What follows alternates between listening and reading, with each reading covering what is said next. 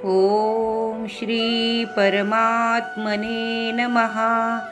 श्रीमद्भगवद्गीता अथ दशमोऽध्यायः।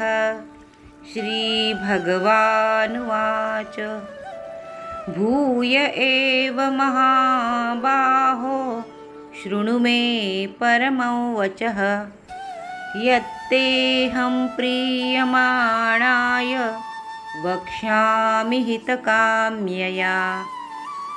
न मे विदुःसुरगणाः प्रभवन्न महर्षयः अहमादिर्हि देवानां महर्षीणां च सर्वशः। यो मामजमनादें च वेत्ति लोकमहेश्वरम् असम्मूढः समर्थ्येषु सर्वपापैः प्रमुच्यते। बुद्धिर्ज्ञानमसम्मोह क्षमा सत्यं दमः शमः सुखं दुःखं भवो भावो भयं चाभयमेव च। अहिंसा समता तुष्टिस्तपोदानं यशो यशः भवन्ति भावा भूतानां मत्त एव पृथग्विधाः। महर्षयः सप्त पूर्वे चत्वारो मनवस्तथा मद्भावा मानसा जाता येषां लोक इमाः प्रजाः। एतां विभूतिं योगं च मम यो वेत्ति तत्त्वतः सोऽविकम्पेन योगेन युज्यते नात्र संशयः। अहं सर्वस्य प्रभवो मत्तः सर्वं प्रवर्तते इति मत्वा भजन्ते मां बुधा भावसमन्विताः। मच्चित्ता मद्गतप्राणा बोधयन्तः परस्परं कथयन्तश्च मां नित्यं तुष्यन्ति च रमन्ति च। तेषां सततयुक्तानां भजतां प्रीतिपूर्वकं ददामि बुद्धियोगं तै येन मामुपयान्ति ते। तेषामेवानुकम्पार्थम् अहमज्ञानजन्तमः नाशयाम्यात्मभावस्थोच ज्ञानदीपेन भास्वता। अर्जुन उवाच परं ब्रह्म परं धाम पवित्रं परमं भवान् पुरुषं शाश्वतं दिव्यम् आदिदेवमजं विभुम् आहुस्त्वां ऋषयः सर्वे देवर्षिर्नारदस्तथा असितो देवलो व्यासः स्वयं चैव ब्रवीषि मे। सर्वमेतदृतं मन्ये यन्मां वदसि केशव न हि ते भगवन् व्यक्तिं विदुर्देवान् दानवः। स्वयमेवात्मनात्मानं वेत्थत्वं पुरुषोत्तम भूतभावनभूतेश देवदेव जगत्पते। वक्तुमर्हस्य शेषेण दिव्या ह्यात्मविभूतयः याभिर्विभूतिभिर्लोकान् इमांस्त्वं व्याप्य तिष्ठसि। कथं विद्यामहे योगिंस्त्वां सदा परिचिन्तयन् केषु केषु च भावेषु चिन्त्योऽसि भगवन्मया। विस्तरेणात्मनो योगं विभूतिं च जनार्दन भूयः कथय तृप्तिर्हि शृण्वतो नास्ति मे मृतं। श्रीभगवानुवाच हन्त ते कथयिष्यामि दिव्या ह्यात्मविभूतयः प्राधान्यतः कुरु श्रेष्ठ नास्त्यन्तो विस्तरस्य मे अहमात्मा गुडाकेश सर्वभूताशयस्थितः अहमादिश्च मध्यञ्च भूतानामन्त एव च आदित्यानामहं विष्णुर्ज्योतिषां रविरंशुमान् मरीचिर्मरुतामस्मि नक्षत्राणामहं शशी वेदानां सामवेदोऽस्मि देवानामस्मि वासवः इन्द्रियाणां मनश्चास्मि भूतानामस्मि चेतना रुद्राणां शङ्करश्चास्मि वित्तेशो यक्षरक्षसां वसूनां पावकश्चास्मि मेरुशिखरिणामहं पुरोधसाञ्च मुख्यं मां विद्धि पार्थ बृहस्पतिं सेनानीनामहं स्कन्धः सरसामस्मि सागरः महर्षीणां भृगुरहं गिरामस्मेकमक्षरं यज्ञानाय जपयज्ञोऽस्मि स्थावराणां हिमालयः अश्वत्थः सर्ववृक्षाणां देवर्षीणां च नारदः गन्धर्वाणां चित्ररथसिद्धानां कपिलो मुनिः उच्चैश्रवसमश्वानां विद्धि माममृतोद्भवम् ऐरावतं नराणां च नराधिपम् आयुधानामहं वज्रन् धेनूनामस्मि कामधुक् प्रजनश्चास्मि कन्दर्पस् सर्पाणामस्मि वासुकिः अनन्तश्चास्मि नागानां वरुणो यादसामहं पितॄणामर्यमा चास्मि यमः संयमतामहं प्रह्लादश्चास्मि दैत्यानां कालः कलयतामहं मृगाणां च मृगेन्द्रोऽहं वैनतेयश्च पक्षिणां पवनः पवतामस्मि रामशस्त्रभृतामहं झषाणां मकरश्चास्मि स्रोतसामस्मि जाह्नवी सर्गाणामादिरन्तश्च मध्यं चैवाहमर्जुन अध्यात्मविद्याविद्यानां वादः प्रवदतामहम् अक्षराणामकारोऽस्मि द्वन्द्वः सामासिकस्य च अहमेवाक्षयः कालो धाताहं विश्वतोमुखः मृत्युः सर्वहरश्चाहम् उद्भवश्च भविष्यतां कीर्तिश्रीर्वाक्च नारीणां स्मृतिर्मेधा धृतिः क्षमा बृहत्साम तथा साम्नां गायत्री छन्दसामहं मासानां मार्गशीर्षोऽहं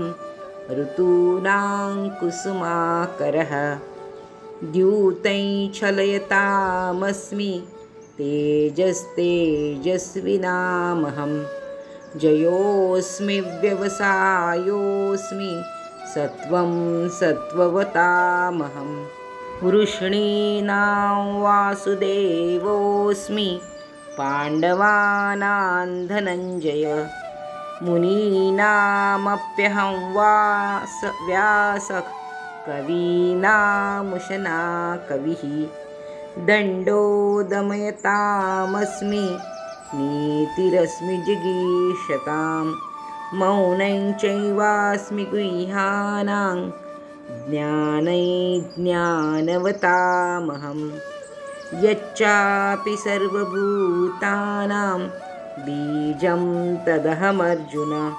न तदस्ति विना यत्स्यान् मया भूतं चराचरम्। नान्तोऽस्ति मम दिव्यानां विभूतीनां परन्तप। एष तोद्देशतः प्रोक्तो विभूतेर्विस्तरो मया।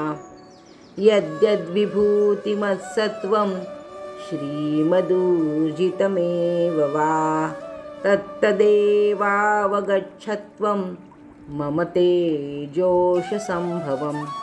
अथवा बहुनैतेन किञ्ज्ञातेन तवार्जुन। विष्टभ्याहमिदं कृत्स्नम् एकांशेन स्थितो जगत्। ॐ तत्सदिति श्रीमद्भगवद्गीतासु उपनिषत्सु ब्रह्मविद्यायां योगशास्त्रे श्रीकृष्णार्जुनसंवादे विभूतियोगो नाम 10मोऽध्यायः। ॐ श्रीकृष्णार्पणमस्तु। श्रीमद् भगवद्गीता अध्याय 10। परमसंत सद्गुरू ठाकरसिंगजी महाराज, परमसंत सद्गुरू बलदेवसिंगजी महाराज यांच्या चरणी कोटी कोटी प्रणाम। भगवान कृष्णाला त्रिवार वंदन आणि श्रोते हो, आपणाला साष्टांग दंडवत। मंडळी, गीतेतील कृष्णानं अर्जुनाला सांगितलेलं शब्दरूपी अमृत नित्य पिल्याने माणूस सुखी, समाधानी, आनंदी आणि शांतीनं जीवन जगू शकतो हे मात्र नक्की। त्याच्या जीवनातील सारी वादळं कृष्णकृपेने शांत होऊन तो अगदी आरामात आयुष्य कंठतो। त्याला एका ईश्वराचा भक्कम आधार मिळाल्याने इतर कोणाच्या आधाराची किंवा कोणासमोर हात पसरण्याची गरजच वाटत नाही। असं आहे भगवंताचं गीतेतील दिव्य ज्ञान। ऐकूया अध्याय 10। श्री भगवान म्हणाले, हे महाबाहो, आणखीही माझे परम रहस्यमय आणि प्रभावयुक्त म्हणणे ऐक, जे मी अतिशय प्रेमाने तुझ्या हितासाठी सांगतो आहे। माझी उत्पत्ती अर्थात लीलेने प्रगट होणे ना देव जाणत ना महर्षी, कारण मी सर्व प्रकारे देवांचे आणि महर्षींचे आदी कारण आहे। जो मला वास्तविक जन्मरहित अनादी, जो आदिरहित असून सर्वांचे कारण असेल तोच अनादी। जो मला वास्तविक जन्मरहित अनादी आणि लोकांचा महान ईश्वर असे तत्वतः जाणतो, तो मनुष्यात ज्ञानी असणारा सर्व पापांपासून मुक्त होतो। निर्णय शक्ती, यथार्थ ज्ञान, क्षमा, सत्य, इंद्रिय निग्रह, मनोनिग्रह, सुख दुःख, उत्पत्ती प्रलय, भय अभय, अहिंसा, समता, संतोष, तप म्हणजे स्वधर्माचरणाने इंद्रियादिकांना तापवून शुद्ध करणे, याचे नाव तप आहे। संतोष, तप, दान,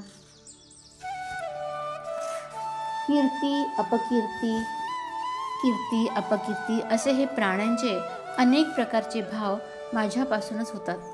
7 महर्षी, त्यांच्याही पूर्वी असणारे 4 सनकादिक, तसेच स्वयंभू इत्यादी 14 म्हणून हे माझ्या ठिकाणी भाव असलेले सर्वच माझ्या संकल्पाने उत्पन्न झाले आहेत। या जगातील सर्व प्रजा त्यांचीच आहे। जो पुरुष माझ्या या परम ऐश्वर्यरूप विभूतीला आणि योगशक्तीला तत्वतः जाणतो, तत्वतः जाणणे म्हणजे दृष्ट संसार ही भगवंताची माया आहे आणि एक वासुदेव भगवानच सर्वत्र परिपूर्ण आहे हे जाणणे, यालाच म्हणतात तत्वतः जाणणे। माझ्या योगशक्तीला जो पुरुष तत्वतः जाणतो तो स्थिर भक्तियोगाने युक्त होतो, यात मुळीच शंका नाही। मी वासुदेवच सर्व जगाच्या उत्पत्तीचे कारण आहे आणि माझ्यामुळे सर्व जग क्रियाशील होत आहे हे जाणून श्रद्धा आणि भक्तीने युक्त असलेले बुद्धिमान भक्त माझ्या परमेश्वरालाच नेहमी भजतात। निरंतर माझ्यात मन लावणारे आणि माझ्यातच प्राणांना अर्पण करणारे मज वासुदेवासाठी ज्यांनी आपले संपूर्ण जीवन अर्पण केले त्यांना मदगत प्राण असं म्हणतात. तर निरंतर माझ्यात मन लावणारे आणि माझ्यातच प्राणांना अर्पण करणारे माझे भक्तजन माझ्या भक्तीच्या चर्चेने परस्परात माझ्या प्रभावाचा बोध करीत तसेच गुण आणि प्रभावासह माझे कीर्तन करीत निरंतर संतुष्ट होतात आणि मज वासुदेवातच नेहमी रममान होत असतात. नित्य माझं स्मरण ते करतात. त्या नेहमी माझे ध्यान वगैरेमध्ये मग्न झालेल्या आणि प्रेमाने भजणाऱ्या भक्तांना मी तो तत्त्वज्ञान रूप योग देतो ज्यामुळे ते मलाच प्राप्त होतात. हे अर्जुना, त्यांच्यावर कृपा करण्यासाठी त्यांच्या अंतःकरणात असलेला मी स्वतःच त्यांच्या अज्ञानाने उत्पन्न झालेला अंधकार प्रकाशमय तत्त्वज्ञान रूप दिव्याने नाहीसा करतो. अर्जुन म्हणाला, आपण परमब्रह्म, परमधाम आणि परम पवित्र आहात. कारण आपल्याला सर्व ऋषीगण सनातन दिव्य पुरुष तसेच देवांचाही आदिदेव अजन्मा आणि सर्वव्यापी म्हणतात. देवर्षी नारद, असित, देवल आणि महर्षी व्यासही असे सांगतात आणि आपणही मला तसे सांगता. हे केशवा, जे काही मला आपण सांगत आहात ते सर्व मी सत्य मानतो. हे भगवन, आपल्या लीलामय स्वरूपाला ना दानव जाणतात ना देव. हे भूतांना उत्पन्न करणारे, हे सर्व प्राणीमात्रांचे ईश्वर, हे देवांचे देव, हे जगाचे स्वामी, हे पुरुषोत्तमा, तुम्ही स्वतःच आपण आपल्याला जाणत आहात. म्हणून ज्या विभूतींच्या योगाने आपण या सर्व लोकांना व्यापून राहिला आहात त्या आपल्या दिव्य विभूती पूर्णपणे सांगायला आपण समजता आहात. हे योगेश्वर, मी कशाप्रकारे निरंतर चिंतन करीत आपणाला जाणावे आणि हे भगवन, आपण कोणकोणत्या भावात माझ्याकडून चिंतन करण्यास योग्य आहात. हे जनार्दना, आपली योगशक्ती आणि विभूती पुन्हाही विस्ताराने सांगा. कारण आपली अमृतमय वचने ऐकत असता माझी तृप्ती होत नाही. अर्थात ऐकण्याची उत्कंठा अधिकच वाढत राहते. खरंच हे ज्ञान रोज पुन्हा ऐकण्यासारखं असं दिव्य आहे. श्री भगवान म्हणाले, हे गुरुश्रेष्ठा, आता मी ज्या माझ्या दिव्य विभूती आहेत त्या मुख्य अशा तुला सांगेन. कारण माझ्या विस्ताराला शेवट नाही. हे अर्जुना, मी सर्व भूतांच्या हृदयात असलेला सर्वांचा आत्मा आहे. तसेच सर्व भूतांचा आदी, मध्य आणि अंतही मीच आहे. अदितीच्या 12 पुत्रांपैकी विष्णू मी आणि ज्योतींमध्ये किरणांनी युक्त सूर्य मी आहे. 49 वायुदेवतांचे तेज आणि नक्षत्रांचा अधिपती चंद्रसुद्धा मीच आहे. वेदांमध्ये सामवेद मी आहे. देवामध्ये इंद्र आहे. इंद्रियांमध्ये मन आहे आणि भूत प्राणांमधील चेतना म्हणजे जीवनशक्ती मीच आहे. 11 रुद्रांमध्ये शंकर मी आहे आणि यक्ष आणि राक्षसांमध्ये धनाचा स्वामी कुबेर मीच आहे. मी 8 वसूंमधला अग्नी आहे आणि शिखरे असणाऱ्या पर्वतांमध्ये सुमेरू पर्वत आहे. पुरोहितांमध्ये मुख्य बृहस्पती मलाच समज. हे पार्था, मी सेनापतींमधला स्कंद आणि जलाशयांमधला समुद्र आहे. मी महर्षींमध्ये भृगू आणि शब्दांमध्ये एक अक्षर अर्थात ओंकार आहे. ओंकाराच्या जपाचे अनेक फायदे आहेत ज्यामुळे आपलं जीवन सुखमय होते. कृष्ण म्हणतात, 1 अक्षरांमध्ये मी ओंकार आहे. सर्व प्रकारच्या यज्ञांमध्ये जपयज्ञ आणि स्थित राहण्यांमध्ये हिमालय पर्वत मीच आहे. सर्व वृक्षात पिंपळ आणि देवर्षीमध्ये नारद मुनी, गंधर्वांमध्ये चित्ररथ आणि सिद्धांमध्ये कपिल मुनी मीच आहे. घोड्यांमध्ये अमृताबरोबर उत्पन्न झालेला उच्चश्रवा नावाचा घोडा, श्रेष्ठ हत्तींमध्ये ऐरावत नावाचा हत्ती आणि मनुष्यांमध्ये राजा मलाच समज. मी शस्त्रांमध्ये वज्र आणि गायींमध्ये कामधेनू आहे. शास्त्रोक्त रीतीने प्रजोत्पत्तीचे कारण कामदेव आहे आणि सर्पांमध्ये सर्पराज वासुकी मी आहे. आणि मी नागांमध्ये नाग आणि सर्प या 2 प्रकारच्या सर्पांच्या जाती आहेत. कृष्ण म्हणतात, मी नागांमध्ये शेषनाग आणि जलचरांचा अधिपती वरुणदेव आहे. आणि पितरांमध्ये अर्यमा नावाचा पितर आहे आणि शासन करणाऱ्यांमध्ये मी यमराज आहे. मी दैत्यांमध्ये प्रल्हाद आणि गणना करणाऱ्यांमध्ये समय आहे. क्षण, घडी, दिवस, पक्ष, मास इत्यादीमध्ये जो समय आहे ना, कृष्ण म्हणतात तो मीच आहे. तसेच पशूंमध्ये मृगराज सिंह आणि पक्ष्यांमध्ये मी गरुड आहे. मी पवित्र करणाऱ्यात वायू आणि शस्त्रधाऱ्यात श्रीराम आहे. तसेच माशांमध्ये मगर आहे आणि नद्यांमध्ये श्री भागीरथी गंगा मीच आहे. हे अर्जुना, सृष्टीचा आधी आणि अंत तसेच मध्यही मीच आहे. मी विद्यातील ब्रह्मविद्या आणि परस्पर वाद करणाऱ्यांमध्ये तत्वनिर्णयासाठी केला जाणारा वादसुद्धा मीच आहे. मी अक्षरातील अकार आणि समासांपैकी द्वंद्व आहे.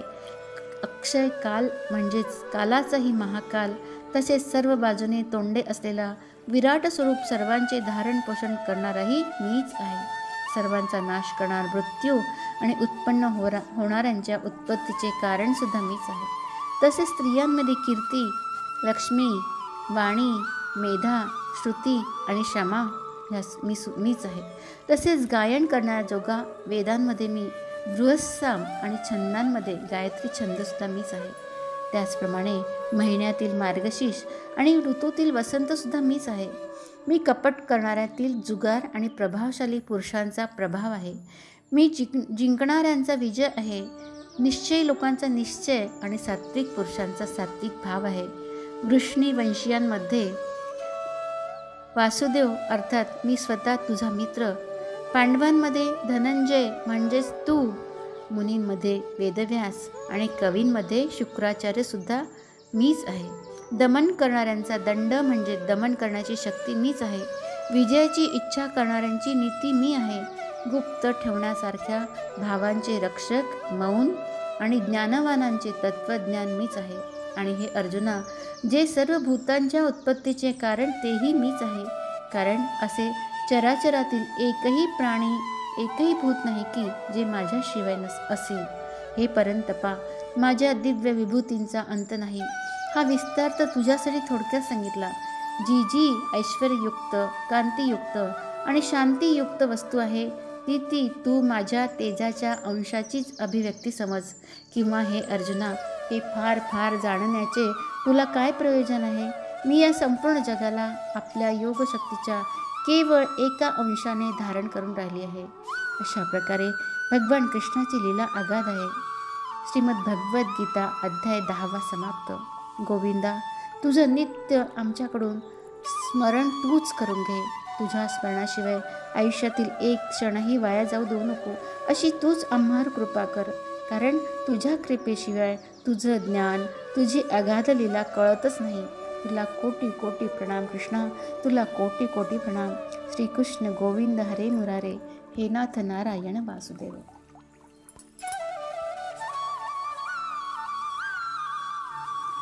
श्रीमद भगवद्गीता महात्म्य अध्याय 10.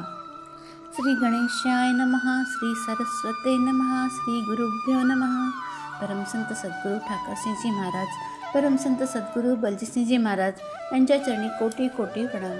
भगवान कृष्णाच्या चरणी त्रिवार वंदन. श्रोते हो, आपणाला साष्टांग दंडवत. श्रोते हो, अतिशय सुंदर असं हे गीता महात्म्य आहे. ते आपण जरूर मन एकाग्र करून ऐकत जा.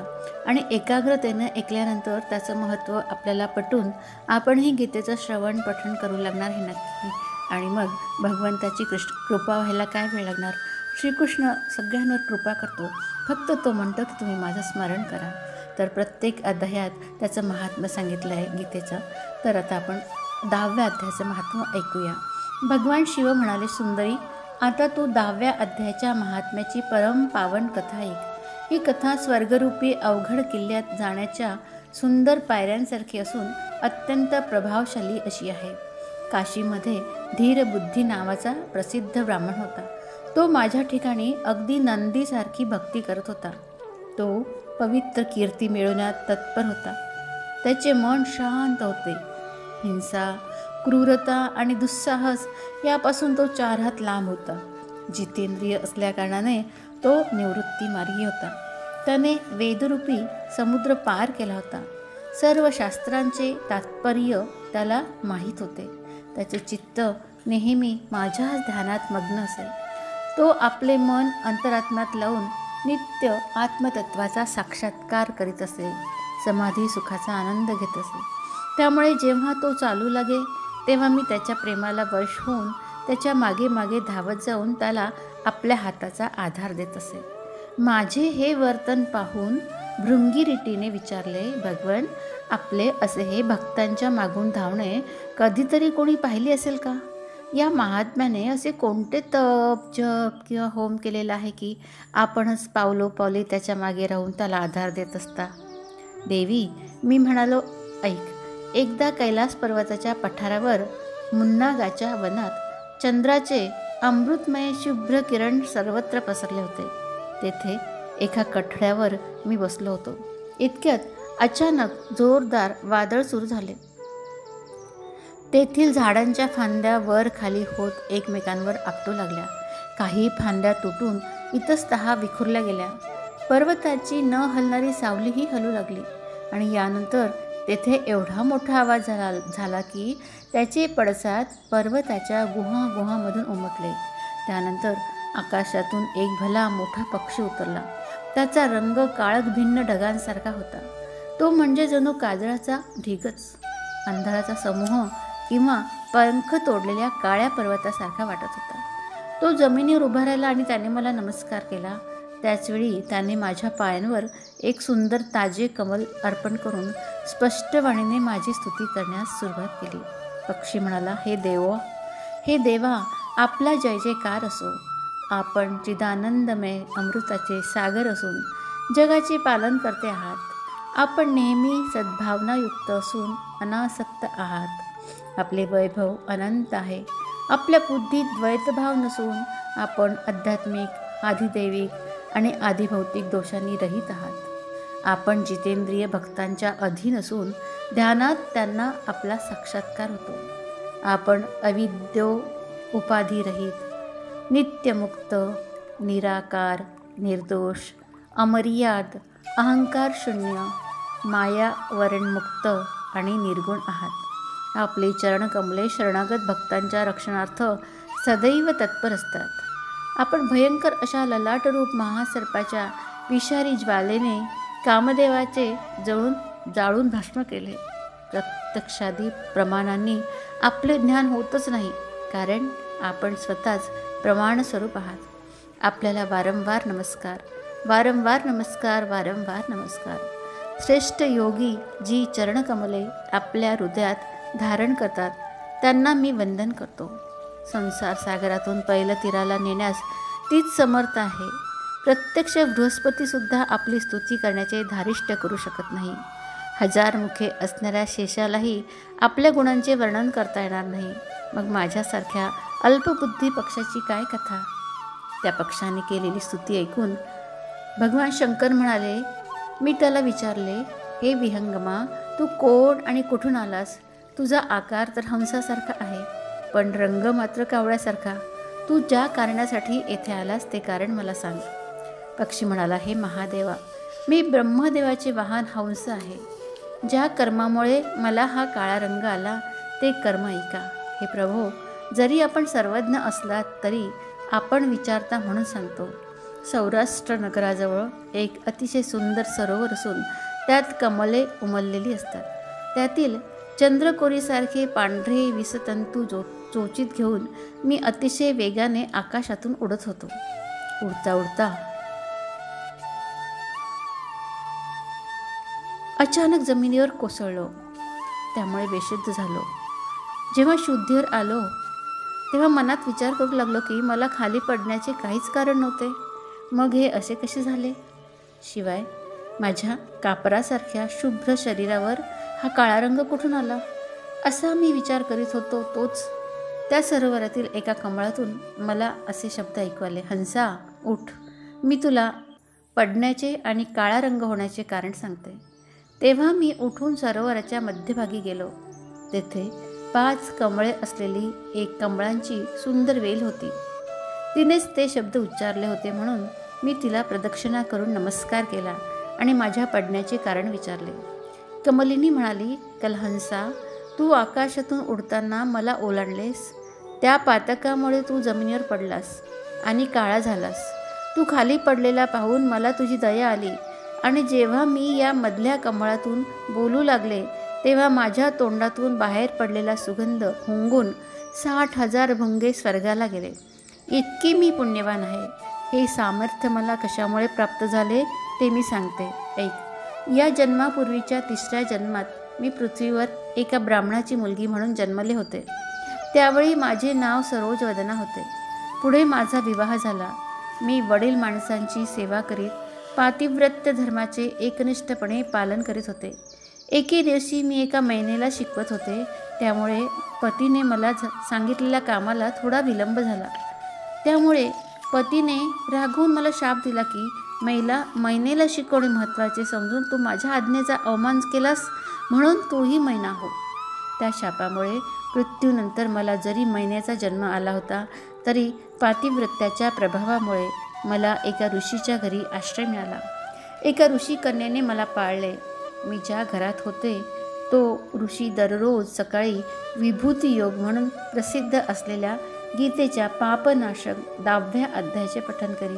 ते मी नेहमी ऐकत असे.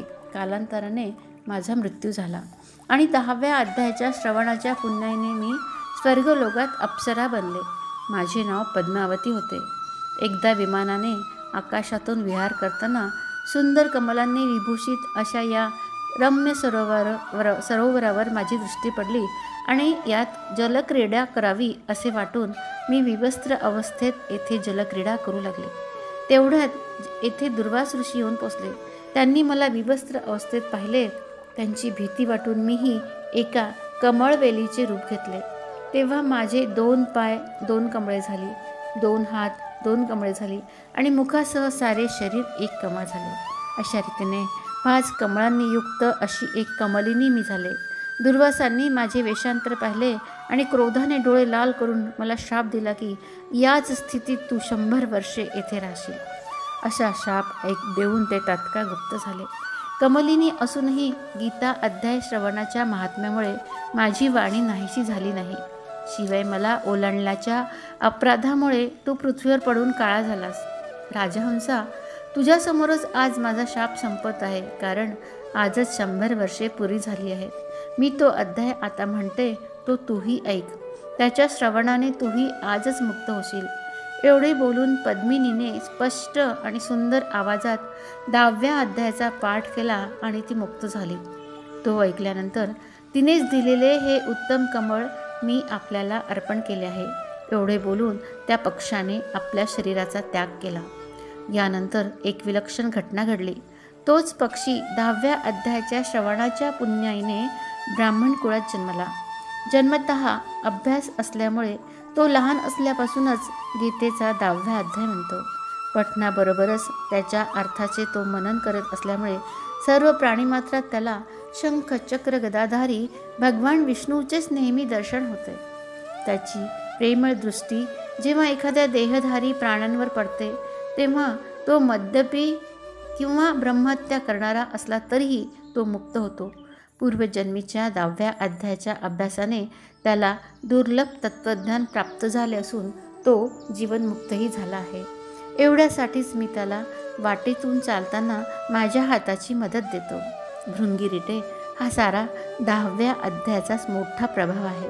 पार्वती, अशा रीतीने मी भृंगीरिटीला जी पापनाशक कथा सांगितली होती तीच तुलाही सांगितली आहे. स्त्री असो वा पुरुष, कोणालाही या 10व्या अध्यायाच्या केवळ श्रवणाने सर्व आश्रमांच्या पालनाचे फळ मिळते. असं आहे श्रीमद भगवद्गीता गीतेचा 10व्या अध्यायाचं महत्त्व. जय जय रामकृष्ण हरी. जय जय रामकृष्ण हरी. जय जय रामकृष्ण हरी.